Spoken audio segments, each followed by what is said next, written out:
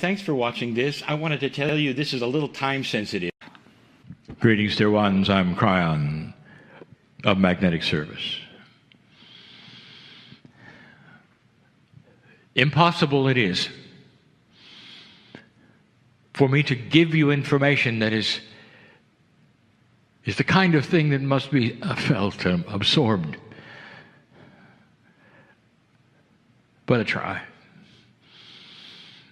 And there may be some listening, some here today, that will understand this more than ever before. Because the energy on this planet is moving. It is moving to a place that is more commensurate with a gentle awakening of truth. A gentle awakening of truth.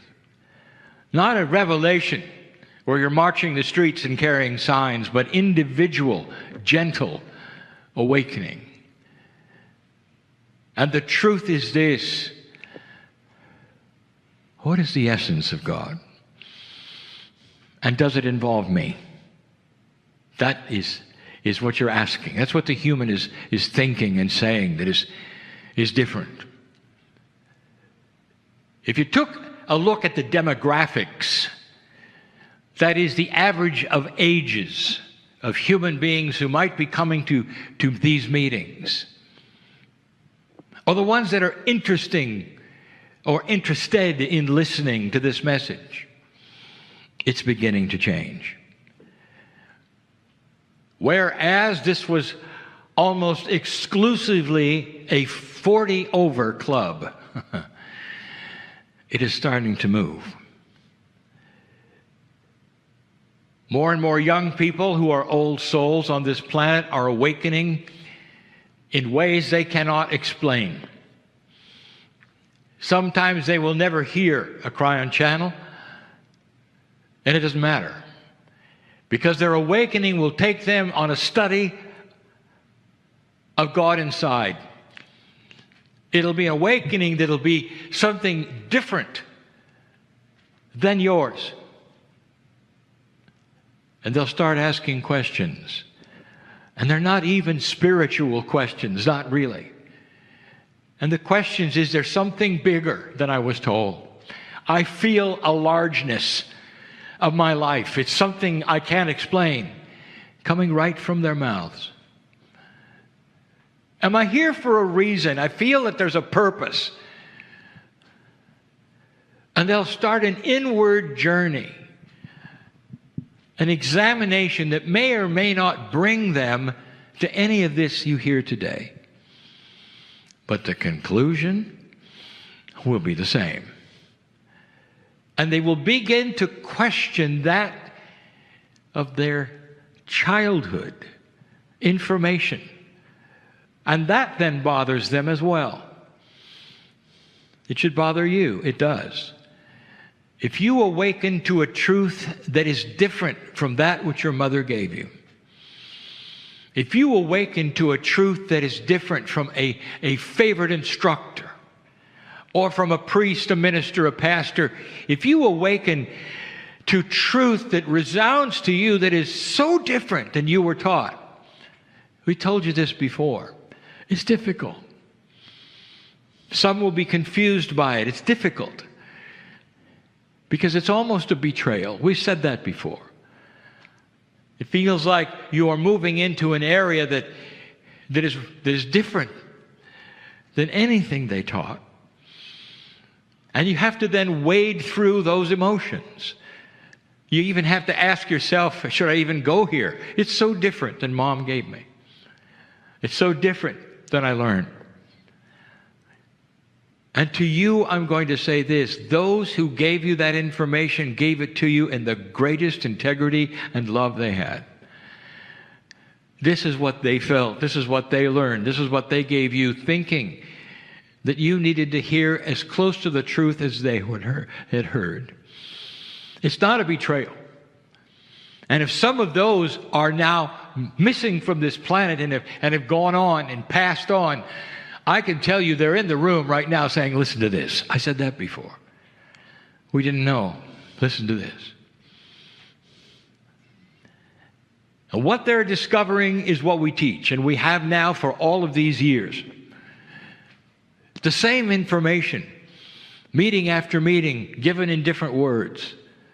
And that is this: the essence of the creative source, which you call God, was never human. That the consciousness, if God even has a consciousness, cannot be then measured by human standards. That the things that human beings experience, called human nature, belong to Earth, not the galaxy, not the universe, and not the creative source, which is God.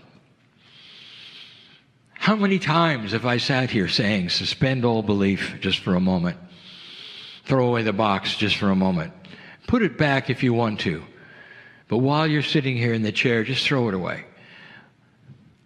And imagine for a moment a consciousness that isn't really a consciousness.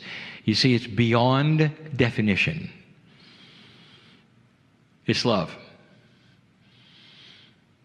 And if you can imagine a love that is so pure, and the light is so bright within it, that it goes beyond anything you can possibly even imagine, it's not right yet. Now amplify that over and over, and you'll begin to feel and understand what the creative source is. We've said this before: love is the most powerful thing in the universe. It's a throwaway phrase because you'll find the humans saying it over and over just to emphasize how much they love you or they love the planet. They have no idea. The central source of all that is, that created all that is, that has complete and total control over all that is. If God had a hand, could wave it and all things would change. Physics itself is designed by God. The way things work is God's design. If you don't like the word God, call it creator. But that which is the most prominent in there, if you could look inside it, is love. How many times have we given you the example of the mother who looks at their firstborn for the first time, and we say, if you think that's love, it isn't. It may give you tears to think about that feeling the first time, so pure it was to look upon the infant that was given to you, and realize just how beautiful and how unconditional. It just scratches the surface as to what that is in the center we call the creative source. And to think that the universe itself was created by this source, and that billions and billions of years took place where galaxies formed and planets around suns, and the cooling and the life and all of that brings you to a human being sitting in a chair today that ponders what's out there. We'll ponder away, but I'll tell you what's out there. Love. We've said this: in the beginning there was love. That's all there was. In the blackness of blackness, that's all there was. There was love. If I told you there were multiverses, yours is just one of many. Could you see that which is teeming with life beyond anything you can imagine, in dimensions that you don't even know exist? They know about love. And slowly, the essence of God is felt by so many. This is the time on the earth for the shift. And the awakening of old souls has begun. And we've said this before: the awakening doesn't hook you into a religion. The awakening does not hook you into something suddenly where you were an atheist and now you're not. It starts to make sense of even the atheist logic of why they're an atheist. It starts to redesign a paradigm of God, of the Creator, and what might have happened here, which is beyond anything, truly, that is universally taught on the planet. Something so different and so special, so compassionate and so loving as the start of life. Life that would eventually have a choice. Life that would be composed of souls from the creative source. How about that? What if you were part of the love? What if your soul is eternal? What if it's been here as long as the source itself? That begs a question. What if the creative source called God, called love, split in some ways, magical ways, and you were involved in the split? Not a split like you think of it in a linear way, but a sharing that would go out where pieces and parts of that great love you can't even imagine that still were part of that, only they would come and be shared. And in the sharing, they find themselves in a body with your name. You got to start unlearning what you were told. We can put it to you in many ways. A beautiful little girl sits on a floor and mom starts to explain what mom thinks is so precious and so beautiful about God. And the little girl is all ears, and she's listening and watching her mom's lips and feeling what mother has to say. And she says, "Mom, let me tell you about God."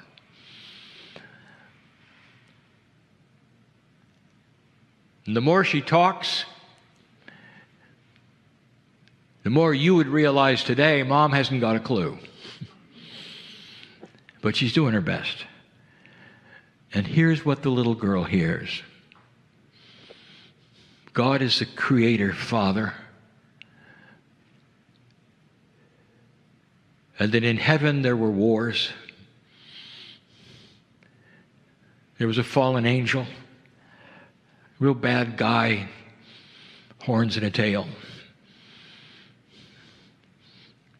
He now represents everything bad and evil. And then he tells the little girl, and I hope you never meet him, but you might, if you don't do what you're told. And what you're told is there in that building over there. They've got some words for you to hear. It's what God wants you to do. Be careful, because there's going to be a judgment day where someday after you die, you're going to have to report, and there's going to be a list.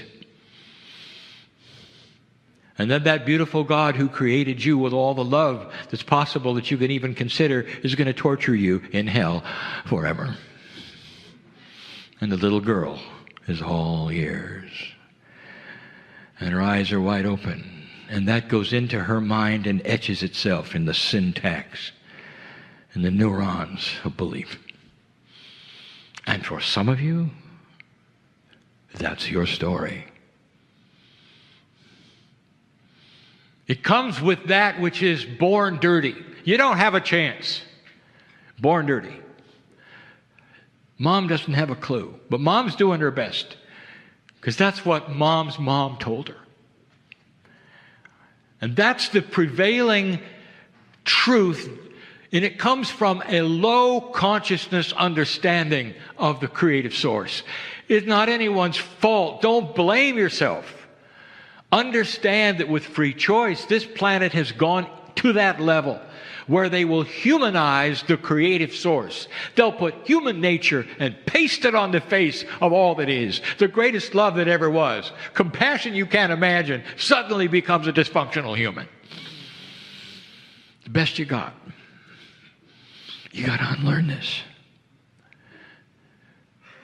And one of the things that you can do, dear ones,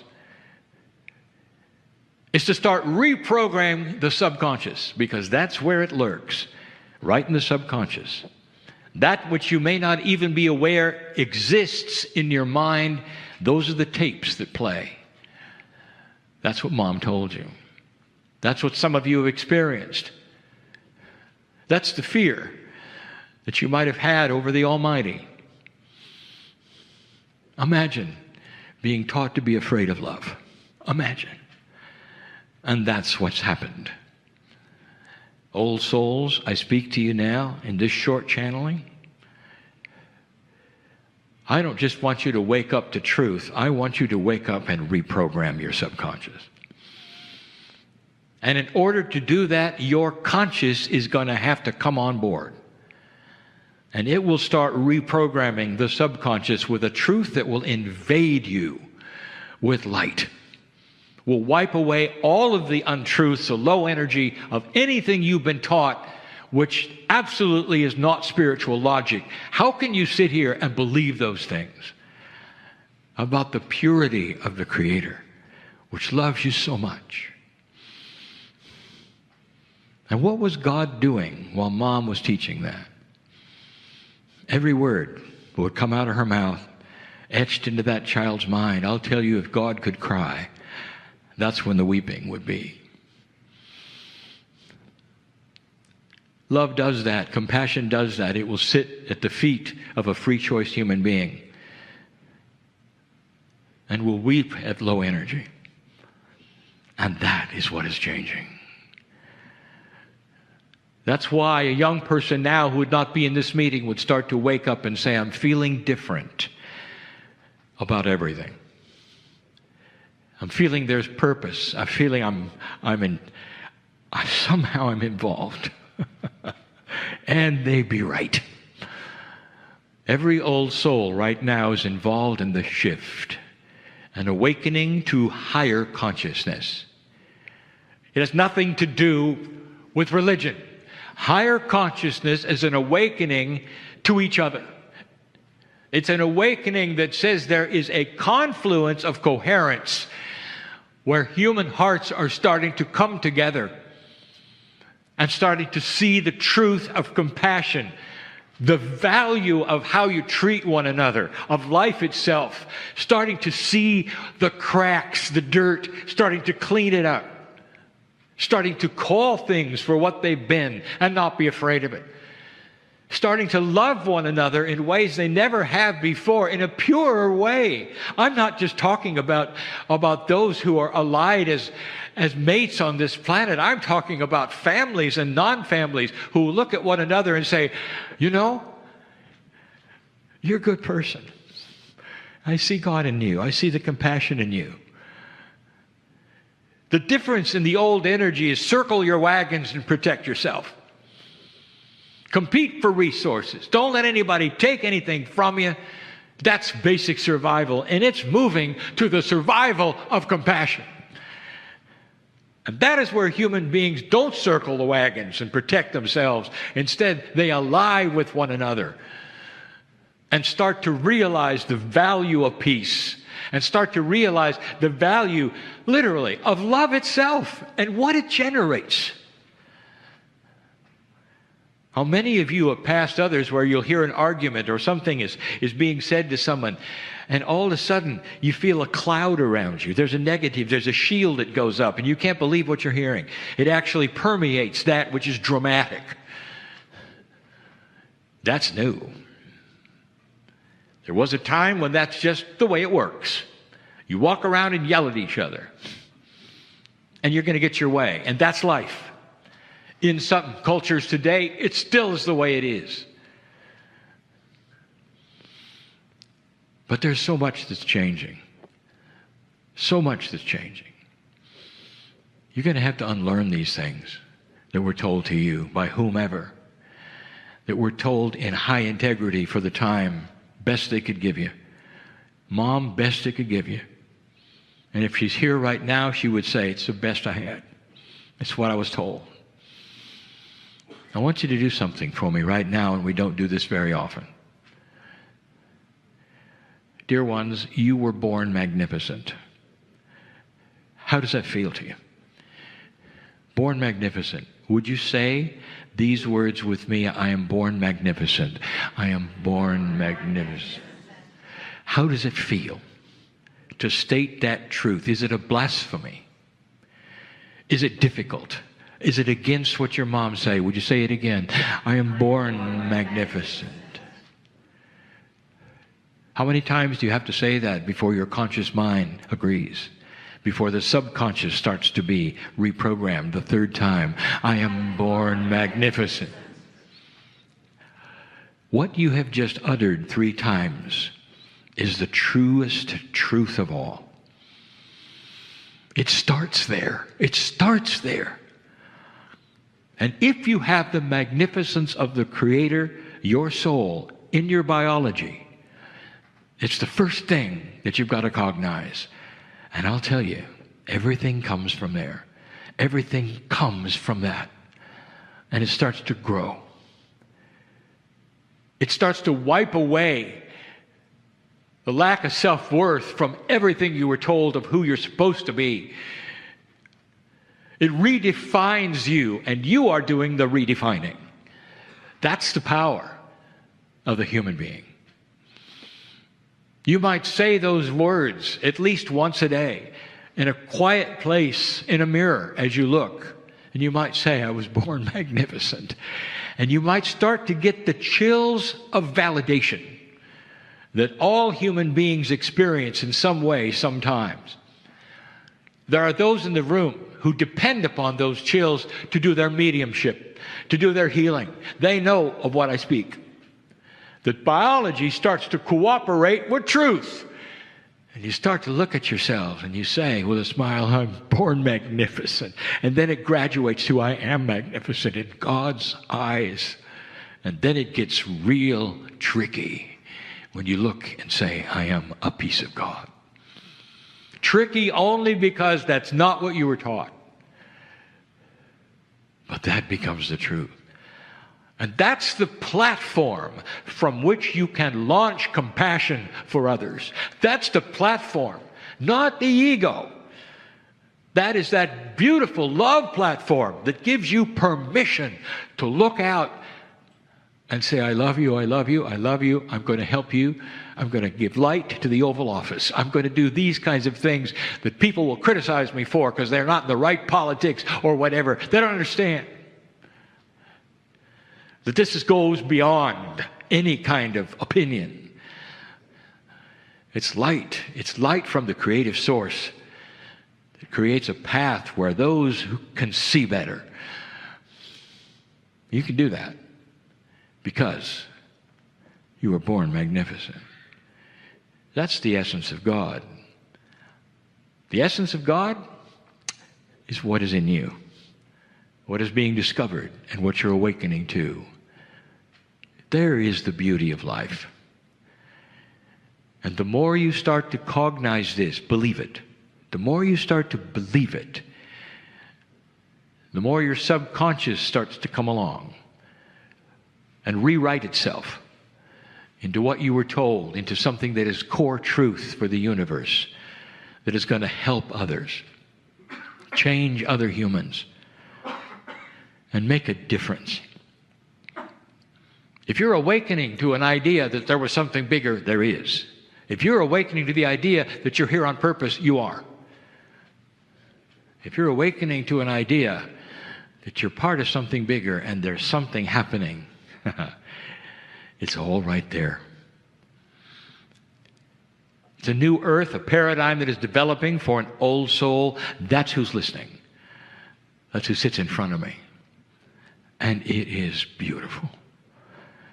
Let the negative, dark things of this planet slowly show themselves so that you can eliminate them.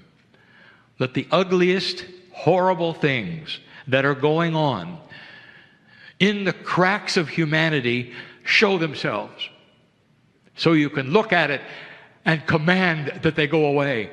And society will agree and they'll disappear. Let the unconscionable things that are going on with children stop because they show themselves. And when they do, you'll remember this channel and say, he's right. Things are really starting to move into the light. And then you might even say, I'm so glad that I am here to see it, to work with it, because now I know. I was born magnificent. And so it is. Hello, I'm Lee Carroll. Hello everyone, welcome back. Goodness, the day has gone so fast. We are now in our last segment of the day. I want to thank all the presenters that have joined us today, and most of all, deepest heartfelt love and gratitude to everyone that has joined us online for today. Now, I want to remind you that we have the Lemurian Sisterhood that's going to be happening after this event, and that will commence at 6 p.m. Pacific time.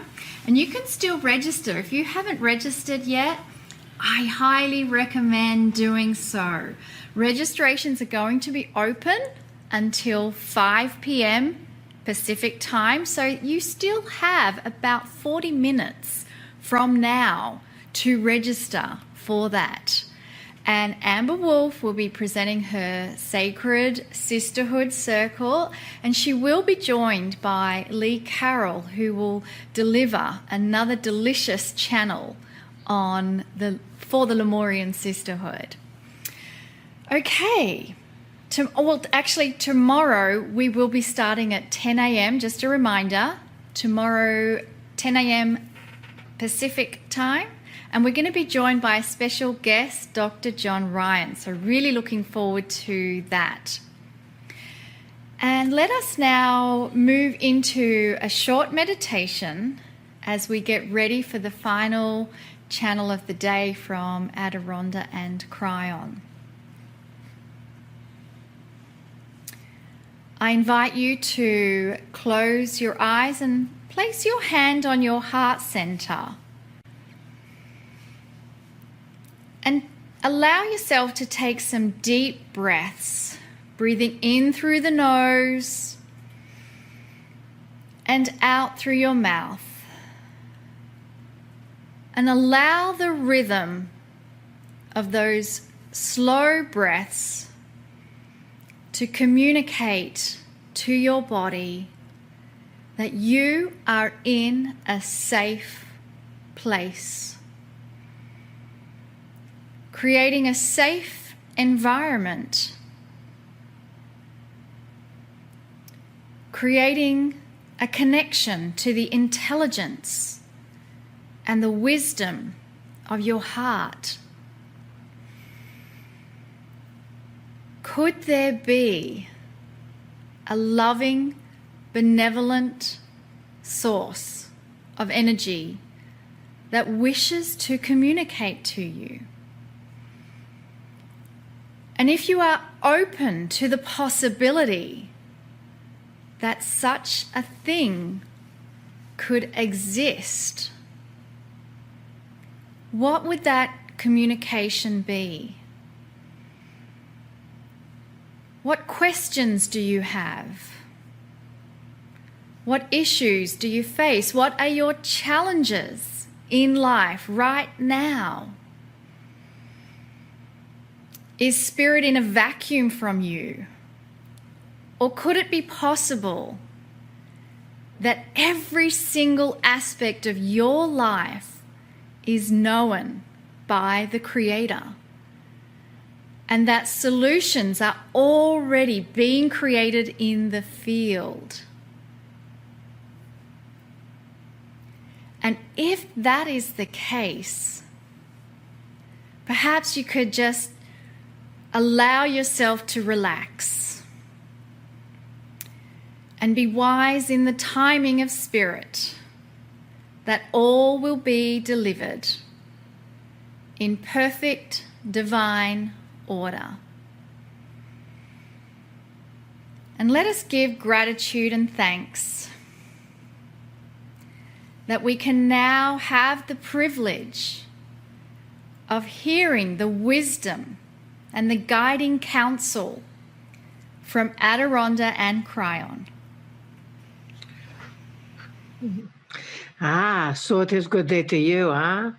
Very good to see you, and you, and you, and you. Once again, dearest, and you. Once again, dearest beings of light that you are.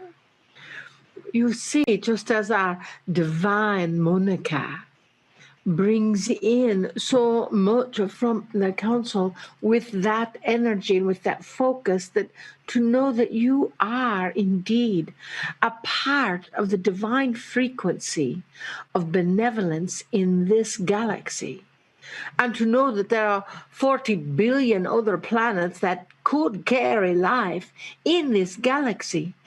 Imagine that you are the unique being that you are, that there is no other being like you in this dimensional frequency. As you take a deep breath on that, just think, what is there about myself that is unique and special, and as because each one of the creations of the universe are indeed unique and special. There is no other you around.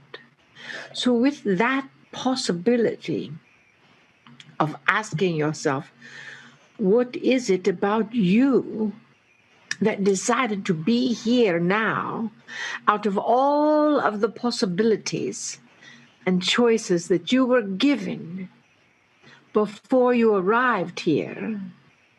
What is it that you are to learn, to experience, to have, to grow through, to accommodate, to live your divine life purpose? We know that is a big question, eh? A big question for you. Well, Vessel Marilyn asked that question over and over and used to change jobs maybe every 2 years until she came to this and realized, oh, this is what you've been talking about all this time. You see, each one of you has a mission. Each one of you has a purpose. Each one of you has an acknowledgement that is living and making and being the difference on this planet and in this galaxy. We're not sure that you're aware of that completely. And we hear lots of people wandering around saying, well, if I have such a big mission and purpose, what in the world is it? Breathe into the possibilities of it. Breathe into whatever could be in your wildest dreams what you would be doing, being, experiencing right now, here in this moment. You chose to come here. We know some of you are choosing that you wish to leave here, yet your mission is not done here. Your mission is still here. So what could it be? It may be simply to be a glowing light on this planet wherever you go. It may simply be to provide an outlet for dogs that are rescued.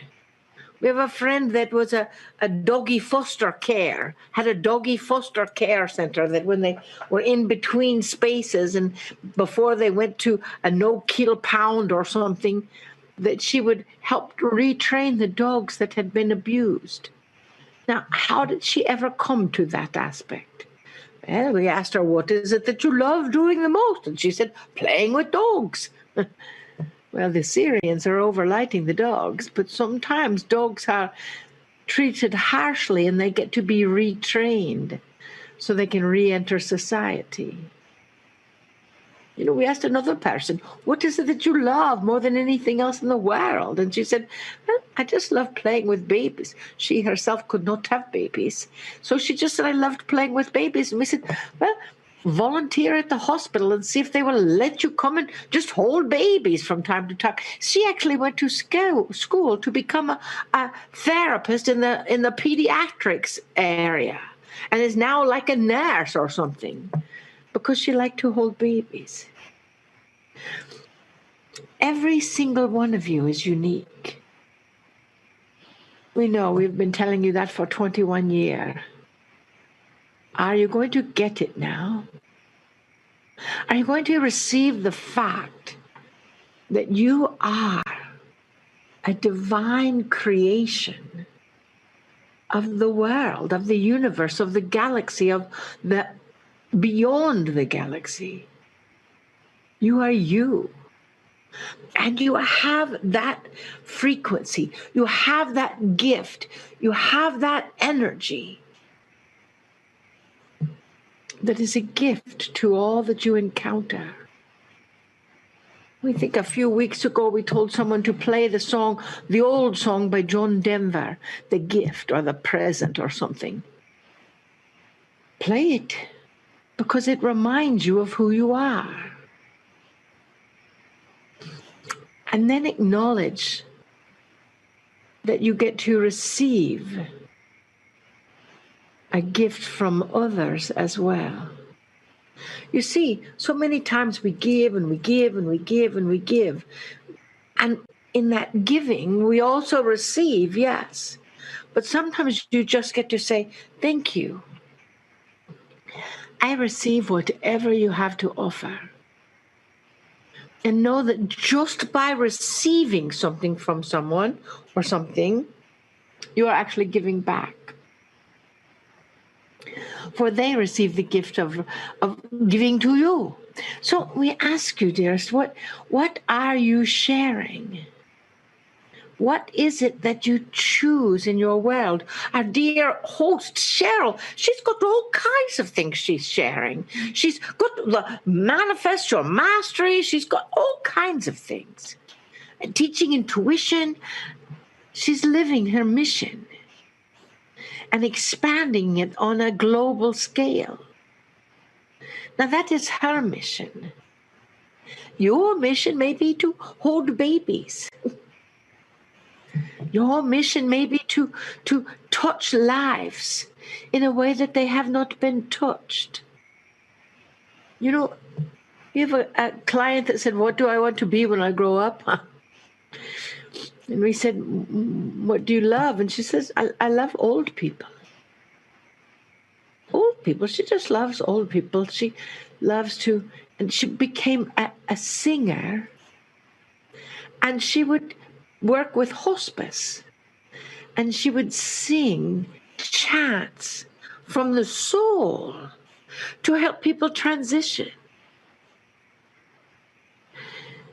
You see, there is something for everyone. And it is only a matter of using your own gifts, using your own thoughts, your own feelings to accommodate you. It is quite simple, dearest. We think our minds have to make it much more complicated. We have to think, well, I have to do this and this and this and this. No. What do you love? And then take the next step. And then see how it can be done. And then take the next step after that. And then take the next step after that. When the universe says yes to you, dearest beings of light, we ask you to say yes back.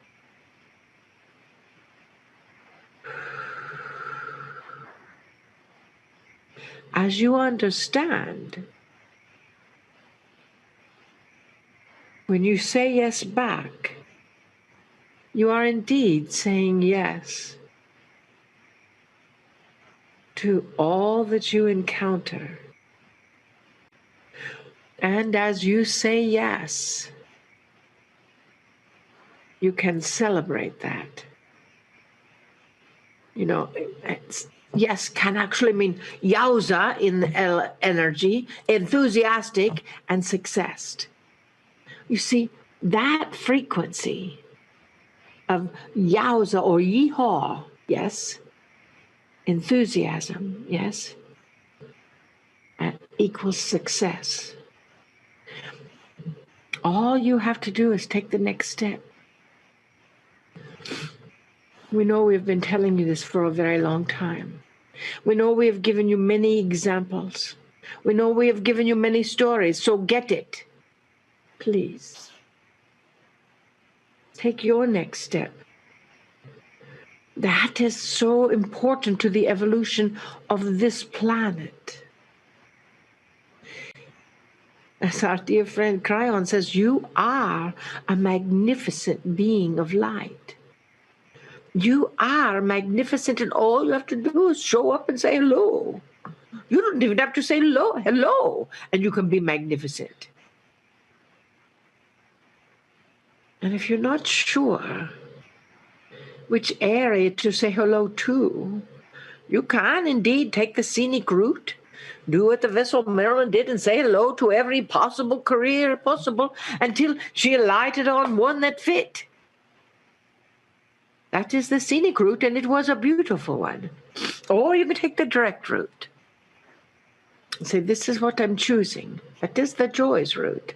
This is what I'm choosing, and there's a straight line between there and there. Yes? Understand. Many of you know what we're going to say next. There is nothing new in the universe. Understand that everything is possible. And the only difference between that which is possible and that which seems impossible is right here, in between your fingers or your ears, although that is a little lower. It could be in between many different spots up there, or it is here in your heart. Because someone at some point convinced you that everything was not possible. Well, are you ready to let that one go? We know you are. We see you nodding your heads. And you think, how can we see you when we are in Branson, Missouri, in this Master Randy Luna studio? And how can we see you? Well, everything is possible, dearest, and we see you, and we see you, and we see you, we see you, and we see you, and all of your guides. And they're all saying, yes, yes, tell them, let it go. You see, dearest, you are loved so much that the universe, source, God, is supporting your every desire. Every desire. So when you are accommodating that desire in a way that you really are not choosing, ask yourself why. What are you getting out of that accommodation? What are you receiving from that negative programming? And then flip it to the positivity of the universe and say, oh, I am shifting that reality. I am shifting my reality. And when I shift my reality, every reality around me begins to rearrange itself and accommodate and say yes, and rearrange itself and accommodate and say yes, and rearrange itself and accommodate and say yes. And before long, everything is perfect, just as you say it is, because it always was perfect, always is perfect. And you, in your truth and unlimited, infinite expansion, are also perfect. Dearest beings of light, we love you so much. We see you. We know you. And tomorrow we will give you another example of how to find your purpose, if you do not know it already. because we love you so much. And we hold you in that infinite love.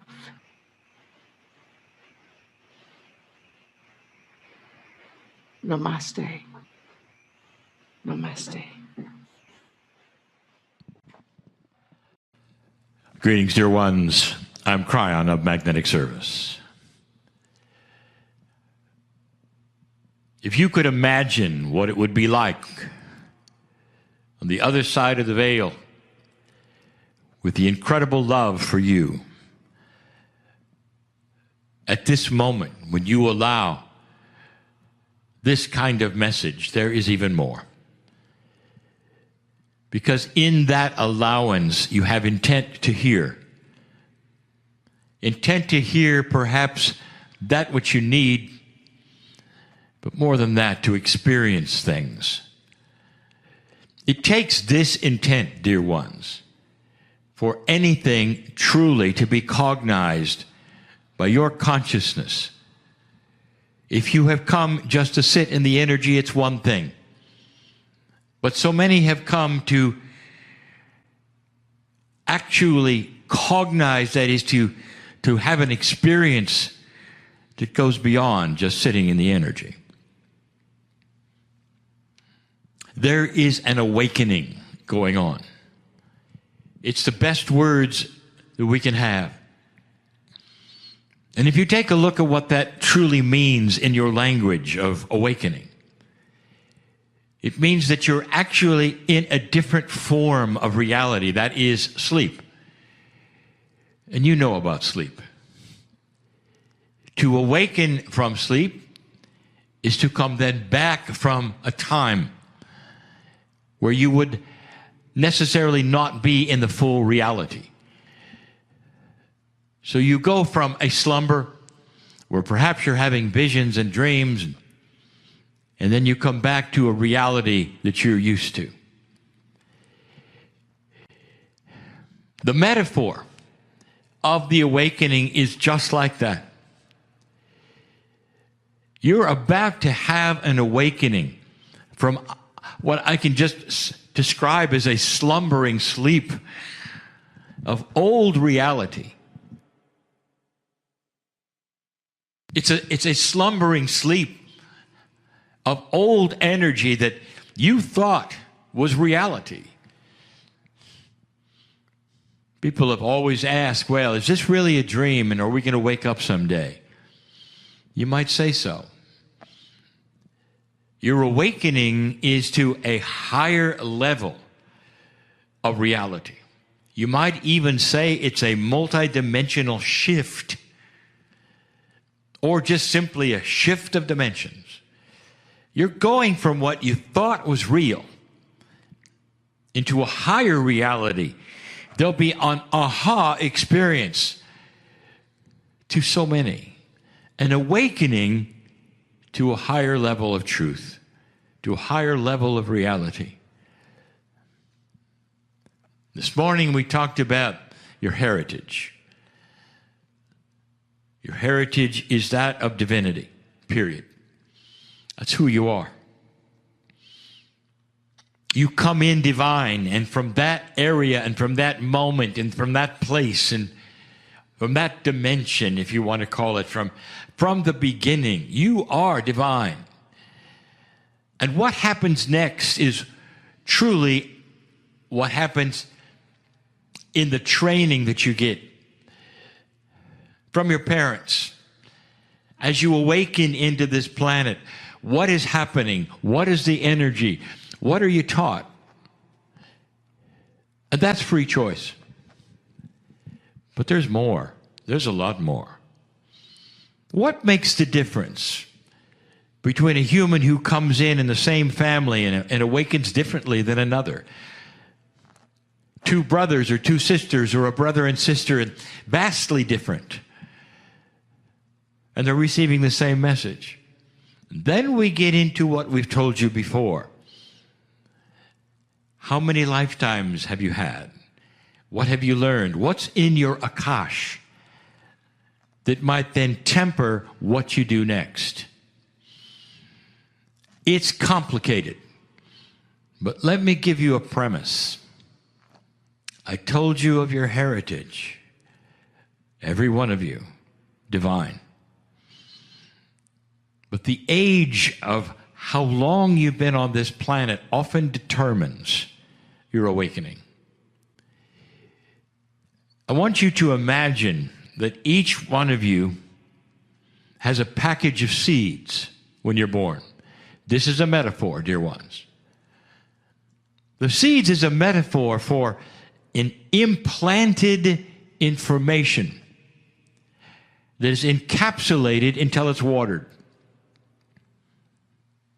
Like seeds. And as you grow, and as you go through lifetime after lifetime, your experience on the planet is starting to water the seeds. And so the old soul, the one who has been here over and over, has the most seeds that have been watered, and they start to then come alive. And what's in those seeds, dear ones, is the potential of so many things. One of them is the ability to awaken into a new reality completely. And that is why we're doing the Circle of 12.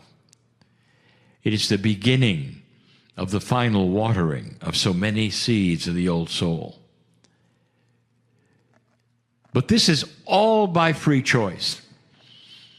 Although difficult for you to understand, you could have all of those seeds and you could water them with past life after past life and all the information, all the experience, and yet you might show up on the planet and choose to ignore the seeds completely, even the watered ones.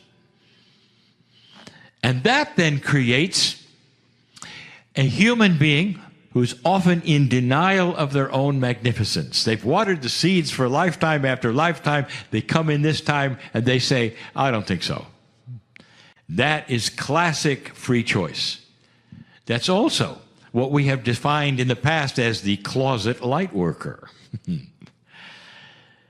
Some of you are married to closet light workers, both genders. And you saw them for their magnificence and you fell in love with them because of who they are. And you have perhaps gone on a tangent, you might call it, to others would say, of being spiritual or believing these things that I speak of now. And the other one will say, well, I don't think so, it's not for me. It is for them, but not now. But they have it in their seeds as well. This is the free choice of any human being, to water or not to water. But now I want to add the big one to you. This system of awakening has been with you all of your lifetimes. And that's why spiritual growth has been available for eons. And that's why many will see that which others don't and will go into avenues of meditation, of channeling, of doing kinds of things that perhaps are not mainstream because they're awakening into higher truths. It's been with you for a very long time. But suddenly, you've passed the marker. What do you think of what's going on the planet right now? What decisions are you having to make? Have you noticed that one of the biggest things you've had to do is to water the seed of self-worth? Have you noticed that one of the seeds, old soul, that you're having to water right now is the one where you're able to step out of fear? At every juncture right now, you are being barraged with those who are saying the sky is falling.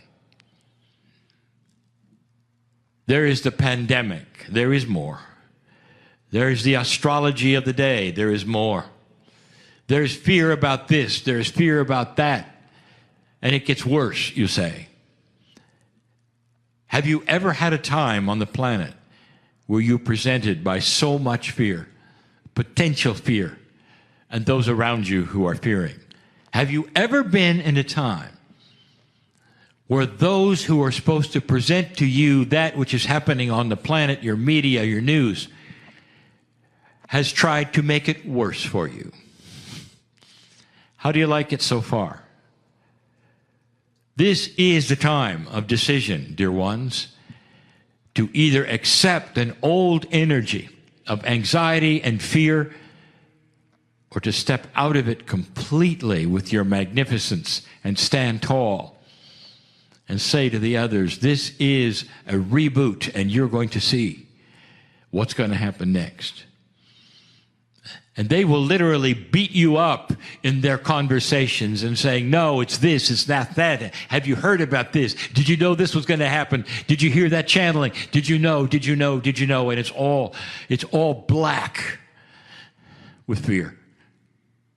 And then they say, well, if you don't believe those channelers and those people who say it's the end of the planet, just listen to the news. And they're right. Just listen to the news, because they'll enforce it for you.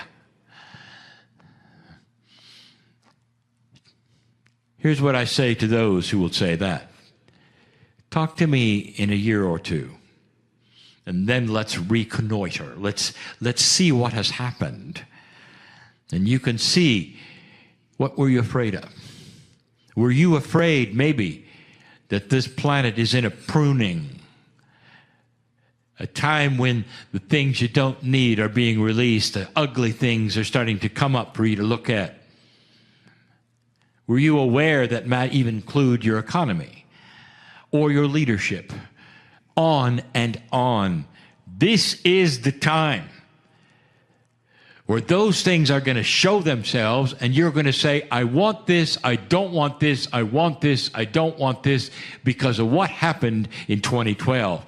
I'll tell you, the sprinklers came on, and all of you are being watered, and all of those seeds that were dormant and sitting there and waiting for this time since the creation of your soul on this planet, they've all been there, but a few of them have been held aside in case you made it past 2012. Kryon, I don't understand anything you're saying. What's all this about seeds and watering? And sometimes you're going to have to listen to these channels many times to understand the many metaphors we use. Let me be succinct. You are waking up in a different way, to a different energy, in a different dimensional paradigm. That's what's going on. Or did you not notice it? You think everything is normal. You've been asleep for months then. Things are changing, and they're changing in a way that is going to restructure everything. You will come out of this. You'll get through this year. You'll get through all of the astrology attributes. You're going to get through the fear and the things that might have happened or not happened. And you start to see things coming back. But they come back more powerful, more succinct, better.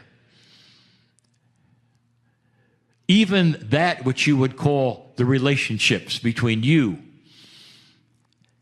and your children, you and your partners, you and your colleagues are changing. Did you notice? There are some that are dropping away suddenly, and there are some that are getting a lot closer suddenly. You think all this is a coincidence? Or is there something happening with the energy of this planet that's creating a different kind of thinking? There are things that are going to happen within 2 years, dear ones, with nation to nation, that you didn't expect. When some of the secrets that have always been there start to be revealed, of appropriate things and inappropriate things, it'll change your view of the planet, of each other. What if you started not to think about nation to nation? Instead, you think human to human. What if the connections that you have now through your technology start to build a firmer base of a collaboration from human to human, compassion from human to human, and not leadership to leadership? Up to this point, you've been told how to treat other countries. because they say this or that, or they pass this law or that law.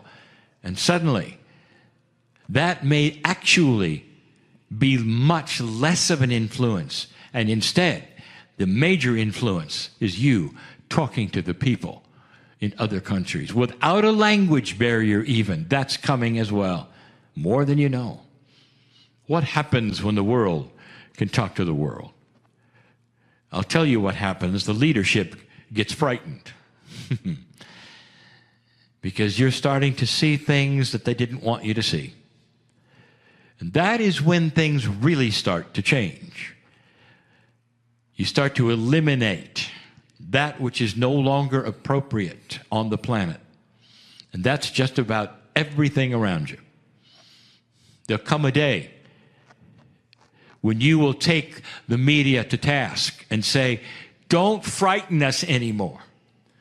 Give us the news which is good and bad at the same time. If there's bad news, give it to what's going on the planet, and then tell us the other side of the story, not just one.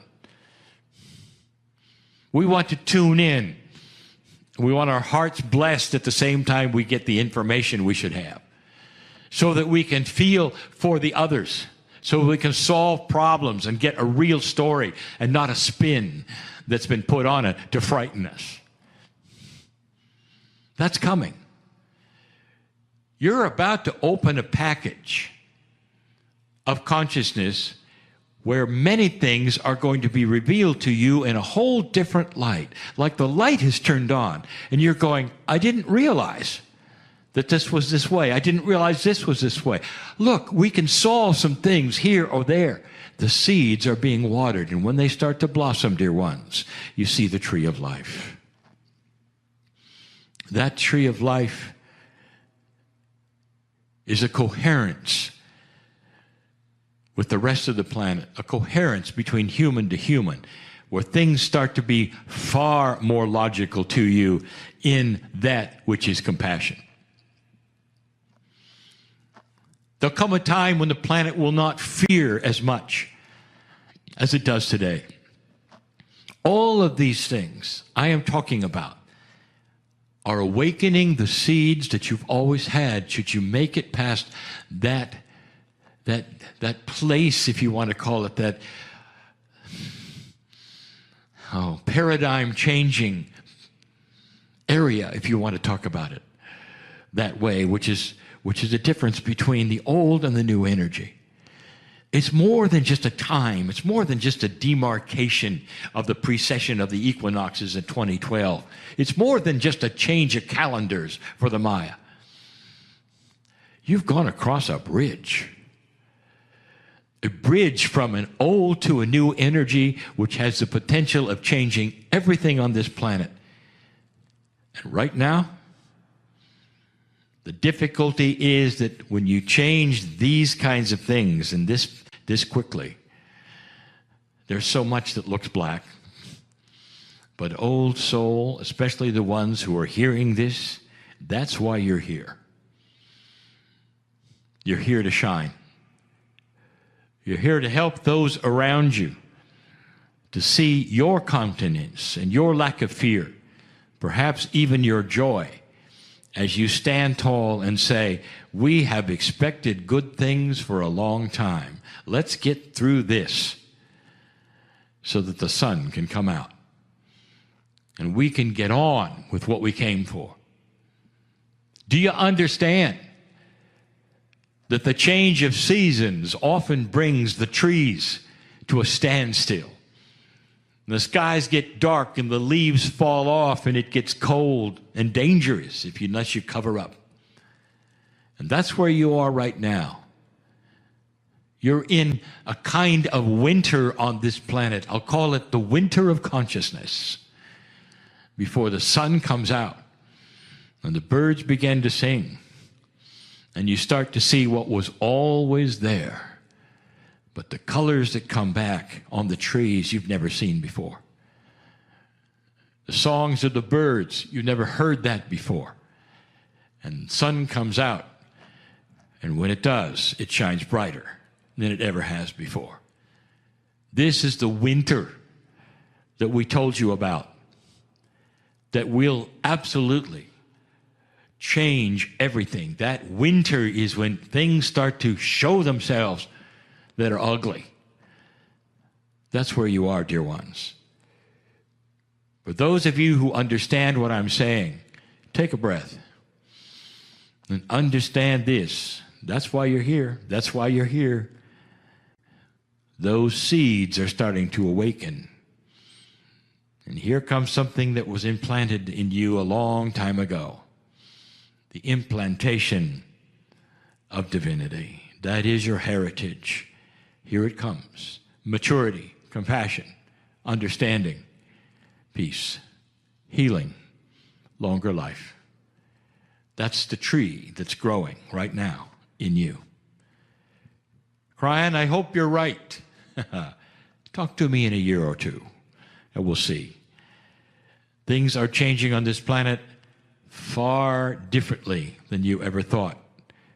And you are right in the middle of it, by design, dear one. By design. A design of love. I'll be back tomorrow. And so it is. Hi, everybody. Thanks for watching this. I wanted to tell you this is a little time sensitive. Greetings, dear ones. I'm Kryon of Magnetic Service.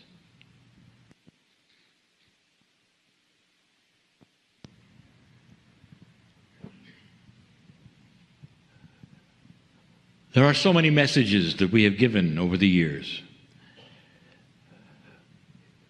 And each time it begins, and each time my partner sits in the chair, he's unaware of what's coming. But he's often presented with emotions. And the emotions come from that which is the other side of the veil and often corresponds with the kind of message that is going to be given. And if it's going to be scientific, there will be a certain kind of emotion. If it's going to be informational, a certain kind of emotion. But when it's going to be about the love from the other side of the veil to you, he knows it. And that's what this is. We go from channelings which are filled with revelation, history, beauty, to ones that are simply loving, with no agenda of teaching.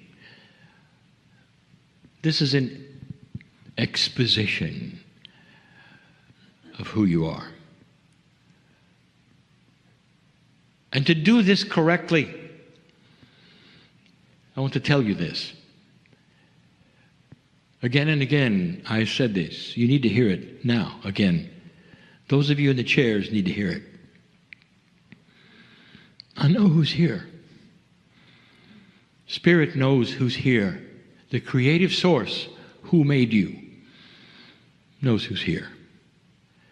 You do not live in some kind of vacuum. And yet it feels that way, does it not? It feels like you are surrounded by yourself and that's it. And we've said it over and over. This is the situation that you create as a human being. The circumstances of being linear. That it's just you, one body. And as you walk around, it's just you. But that is not the case at all. The soul that you have, that you call many things, the higher self, that which is grander, the innate, goes way beyond that which walks around in biology. There's pieces and parts of you that are connected to every single other human on earth. There are pieces and parts of you that are connected to the other side of the veil. You belong to what is called the soup of God, a group not just of entities, a group that is the fiber of all things. The peace of God that is in you, the section of God that is in you, is connected to all things. And that hides so completely from you. It hides so much that those of you in sorrow and depression, frustration, will go into the corner by yourself, never understanding that there are so many with you, never understanding the connection you have to the other side of the veil. It's always there. The energy of consciousness on this planet literally has dictated the closet you're in.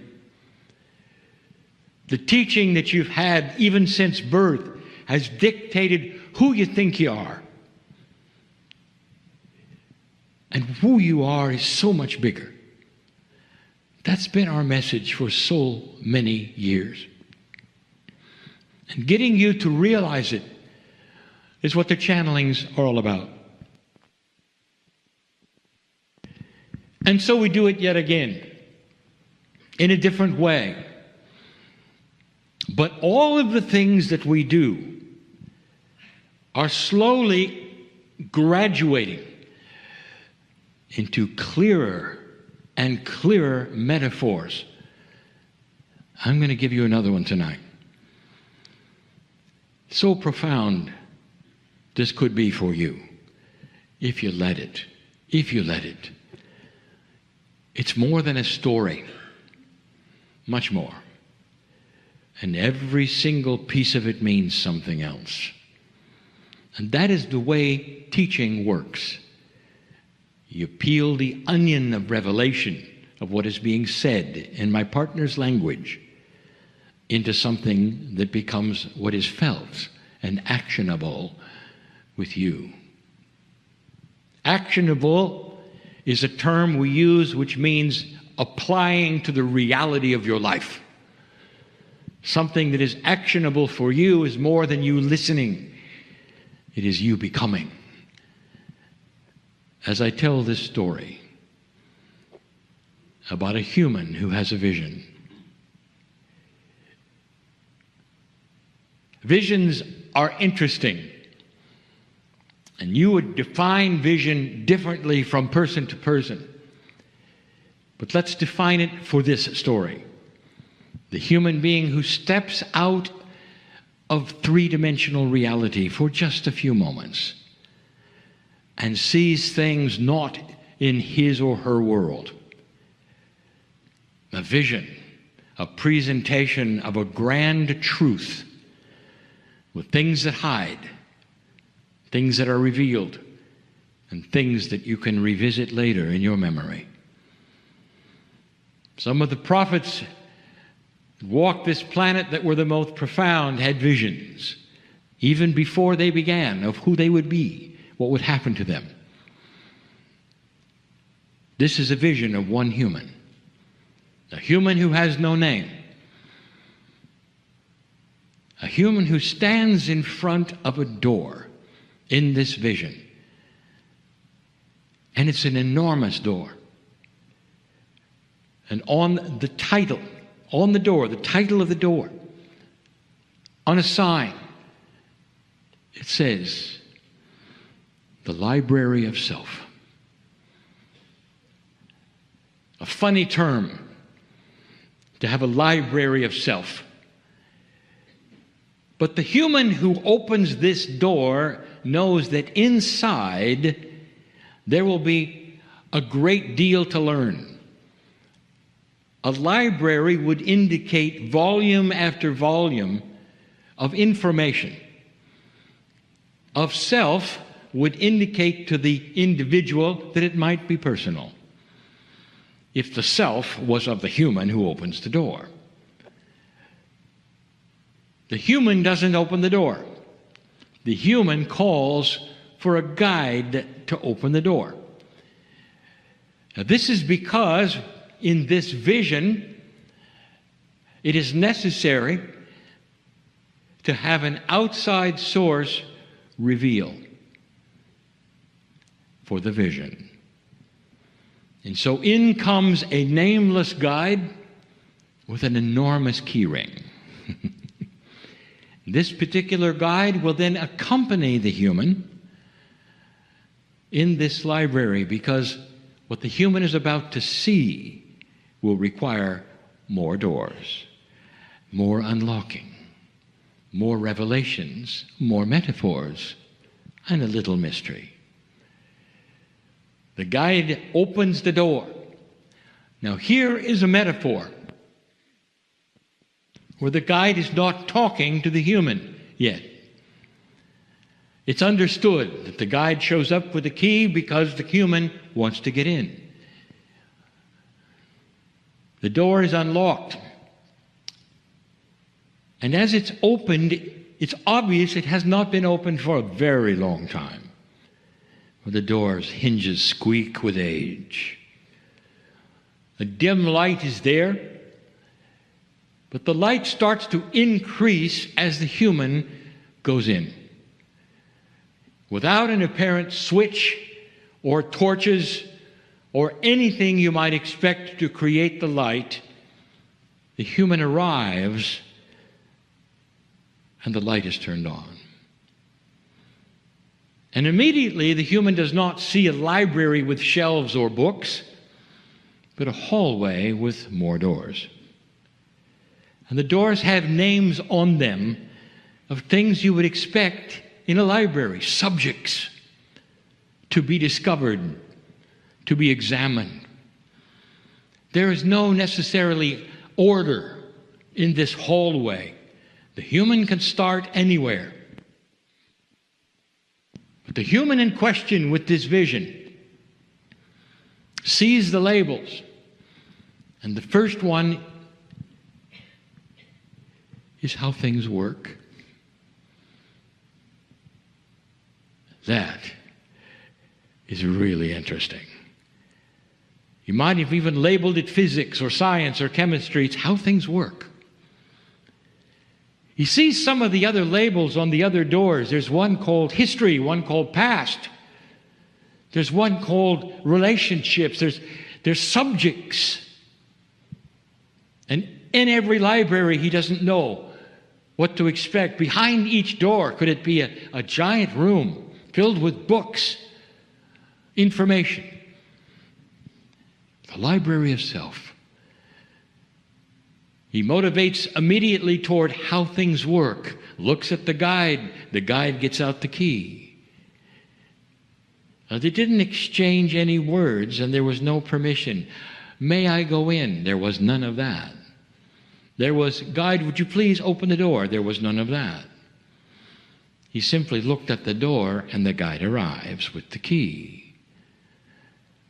The door is open, and a vast room is revealed. How it works, literally, is all of the processes of the universe, all of the physics, all of the chemistry, even the multidimensionality of entanglement and beyond, consciousness that becomes physics, graduate planets, how it works. Thousands of books, balconies of books, ladders that would reach seemingly to the sky with a light. And he realizes, I'll never get through this. I'll never get through this. The reaction is interesting to the human who looks at it and says, it's overwhelming. I don't think I'll begin. And yet the things that are closest to him on the ground floor seem to be germane, or that is to say, relevant to his life. How things work for him, for her, in this human. And the human begins to read certain things and finds, oh my goodness, I never knew this. That explains this. Wow, think of the things in this room. If I could only stay here. In the vision, there is an assumption of a time that is going to end. In other words, the clock is ticking for the vision, and he can't stay very long. And so the human knows that there is no time to study everything, but the vision says it's all there. The human wants to go to some of the other rooms. If there's time, I'll come back. This one is absolutely fascinating. It's all about how things work, and some of these things explain what has happened to me. How things work is not just physics and chemistry. Wow, it's intertwined with my life on how things have happened physically for me in this lifetime, what it is. Can you imagine such a library that touches on the core of what you've been through from your birth to now? You're overwhelmed with the fact that all was known and is in a book. He leaves the library, closes the door, and it's locked. Now, there is a symbolism here that says that the human is only allowed to look at one library at a time. That symbolism is that the human is linear, still linear. In this vision, still linear. But as the human begins to open the doors, he realizes that even that is starting to change. Could it be that the human is changing even as the library is examined? That's something to think about. He peeks at another door which says history. He's not really into a lot of history, but he knows that beyond that door there are things that no one knows. Some things that have been mysteries forever. He looks at the label on the door, and the guide opens the door. Again, he enters. A light starts to come with him as he steps around, and he starts to see another library, segmented into areas, civilizations that he's never heard of. The ones he has heard of is one section, the ones he's never heard of in other sections. And there are section after section after section, civilization after civilization, names he doesn't know, writing he doesn't recognize. Phenomenal. The ones he does recognize, he sees. He recognizes the words of the civilizations that he knows about. And he starts to read. And he says, I never learned that in school. I didn't know that. Look at this. They were here before these and those, and wow. This is an amazing thing. Things that go beyond anything that I've ever learned in school are right here. Right here. Again, he's cognizant of the clock. He realizes there are so many rooms. There are huge libraries to see. Oh, there are so many volumes, thousands, tens of thousands, describing civilization, history, how things work, how he's related to all of it. He exits this library and goes back into the hall and sees the next room is called the past. What's the difference between history and the past? He's about to find out. He looks at the label on the door and it opens. The guide is there with the key. Different keys, different doors. The light follows him in because of his presence as a human. And then he sees it. Not books, but crystals. And each crystal has its own story. And he realizes, just from the training that he has had as an old soul, he has entered the library of the cave of creation. And in this is not history, unless you call his, her history. It's the history of the human. Each crystal represents a lifetime on the planet. Like some other metaphors we've given, other caves, he touches the crystal and immediately is given the story of himself in another time. She has another name, this human. He has another name, this human. There is another gender. One time a man, one time a woman. They're not lined up in any order.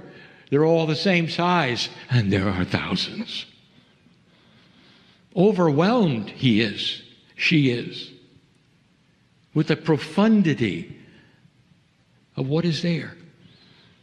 It occurs to this human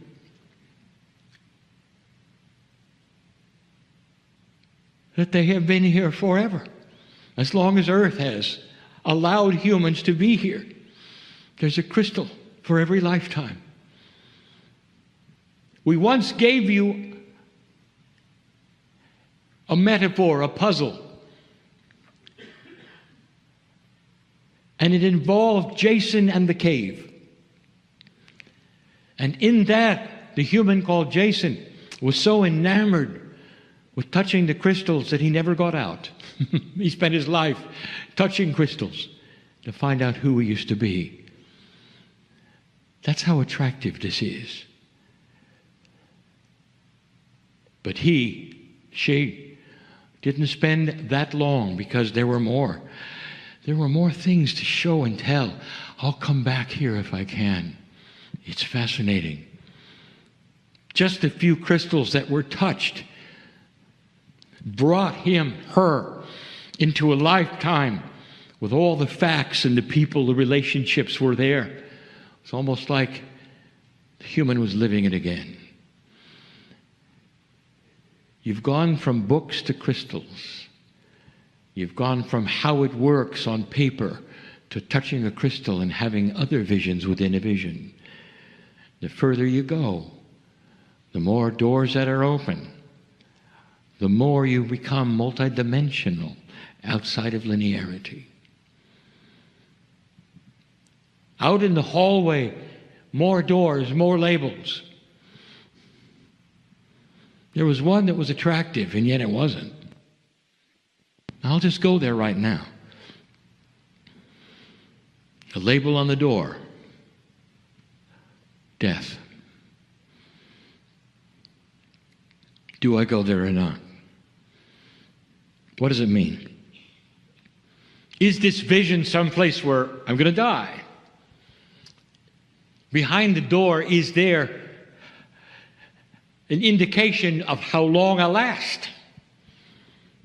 Doesn't have a very good name to a human being, does it? Death. She looks at the door. Nothing happens. Where's the guide with the key? I'm brave. I'll see what it does. I'll see what happens here. Where's the door? Key. Where's the guide? And then the human looks at the door closely and sees there is no doorknob. I want you to get this clear. The room is fake. You can't open it. It doesn't exist. The metaphor of the library and the room and the door, there is no death. Profound it is for you to see this, for the human to realize this in the vision. Death would mean that the soul does not exist, and it always does and always has and will forever. In the vision of metaphysical things and the truth, there is no death. There is no way to open the door. There's no way to unlock the door. It's something that doesn't exist. And if you could open it, it would be a brick wall. Are you getting this? More doors, more labels, more things to see. There's one called relationships. What could be in there? You already had the crystals to talk about what you've lived and what you've expressed, and you've had indication of how things went for you. You've had your past lives, all of these things. Science, history, It had to encompass relationships. So what could be behind this door? It gets better as it goes, doesn't it? Looks at the door, and out comes the guide. And this time the guide speaks. And the guide says, "Be ready for this." And unlocks the door.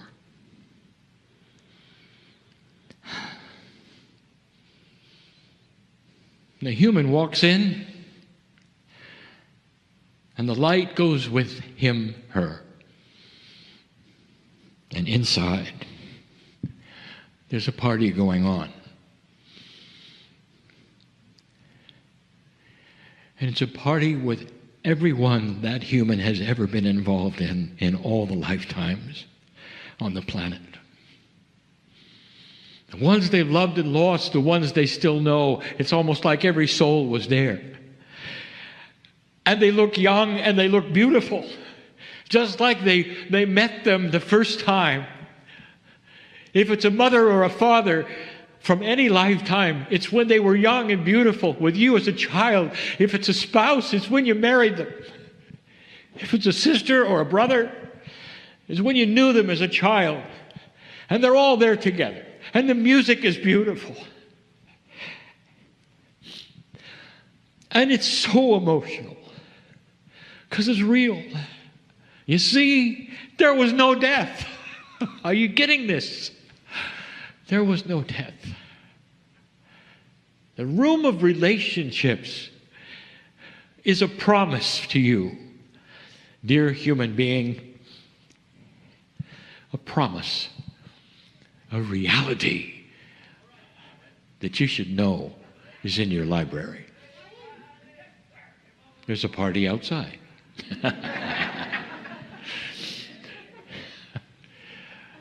One more door. It's an interesting door because this door becomes multidimensional and not necessarily understandable. And it's called future.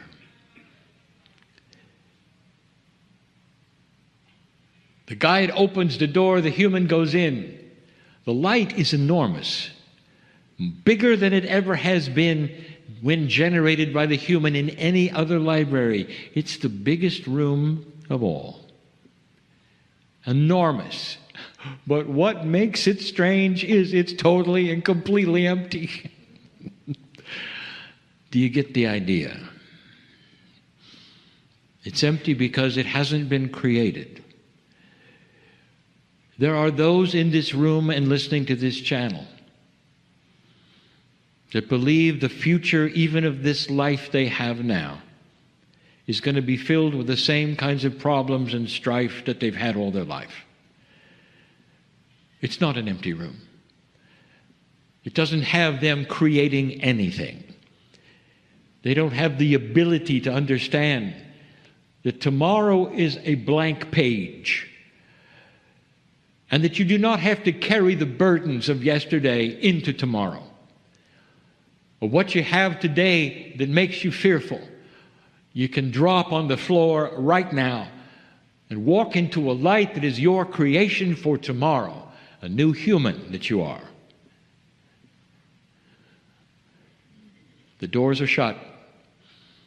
The light goes dim. The vision is over. Those of you who wish to analyze this will find stories within stories. Everything means something else. But let me tell you something that you probably have already gathered. The multidimensional human being that you are, in your own DNA, has this library existing. It is in you today. It is yours.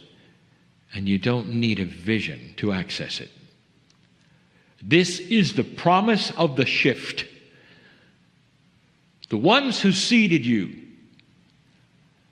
finally were able to walk into this library themselves of their own, to see who they were, what they could do, how everything works, the physics of consciousness, the benevolence of belief, the beauty of compassion, as they walked through a society that eventually had no more war. A society that could see the God within and the God without until it finally merged. This is possible with this planet and this civilization because of the shift that has just occurred a few years ago. You are on the infancy, in the infancy, of something enormously grand that will develop over lifetime after lifetime. That is what has happened on this planet. This library inside you exists. Some of you, if you wish, may open any door. You don't need a guide. Dear ones, the guide was necessary in the old energy. The keys are yours. If you want to know really what happened, as you enter what we call the 11th civilization on this planet, you want to know really what happened in that shift in 2012? The whole setup of the nodes and the nulls, the magnetics, all of that gave you the keys to the library. It's here. It's inside you. It's magnificent. And it's discoverable in all of its pieces and parts. Which one are you going to go to first? Which one? You're all very different. You all have the issues that a human who is unique has. And each of you will decide, based upon this short little channel, which library room do you want to enter first? What do you need? And I will tell you, you've got a ring of keys for all the doors, except one. There is no death. The human body deteriorates and goes away. So does everything else. But you, the essence of you, is forever. You will have that room with you every single time you come here. It travels with you. The knowledge of everything is inside. Think about these words. Think about the vision. The library of self is in you now. It's not somewhere else. And you have the keys. I am Kryon in love with humanity. And so it is.